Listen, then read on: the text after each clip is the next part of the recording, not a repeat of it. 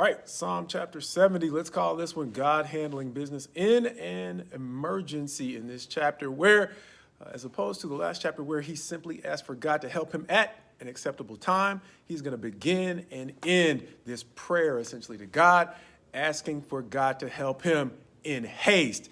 Beginning in verse 1, make haste, O God, to deliver me, O Lord, make haste to help me. Ending in verse 5, where he's going to say, but I am poor and needy. Hasten to me, O God. You are my help and my deliverer, O Lord. Do not delay. In the meantime, once again, he is going to describe the kind of adversary he is dealing with in this chapter and the relief that he's asking for from God.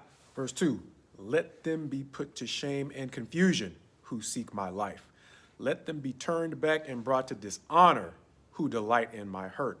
Let them turn back because of their shame who say, aha, aha. And that verse reminded me of times in life where I am seeking out, and maybe even more importantly, seeking to find joy in the mistakes of others, in comparison to what David is going to go on to say in verse 4, where he says, may all who seek you rejoice and be glad in you, reminding me, as I've already alluded to, that I am probably at my worst when I am seeking to find joy in the flaws of others. However, I may be at my best when I'm seeking to find joy in the things that God either can accomplish or hopefully is accomplishing in me. Reminding me of what Paul wrote in Galatians chapter 6 in the complete Jewish translation. It says this, brothers, suppose someone is caught doing something wrong.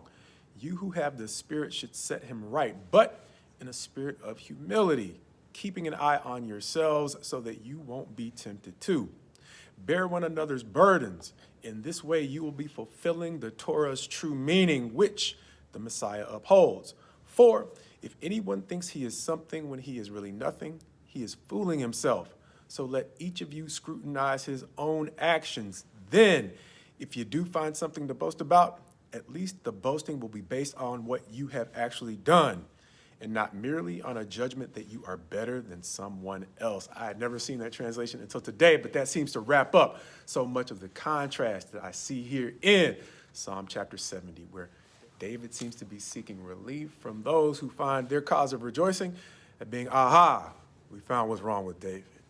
But he seems to pray that for all those who are actually seeking God, that they be able to rejoice in the things they can accomplish with God, which may be why he goes on to conclude at the end of verse 4, may those who love your salvation say evermore, God is great. And this time it caught my attention that he did not say those who love your rewards, because the rewards may be distinct from the salvation, because the love for his salvation may be connected to the level of relief we have when he bails us out of the difficulties that come along with seeking to work for him, something Peter reminds us of in 1 Peter chapter 4 and verse 12, where it says, beloved, do not be surprised at the fiery trial when it comes upon you to test you, as though something strange were happening to you, but rejoice insofar as you share in Christ's sufferings, that you may also rejoice and be glad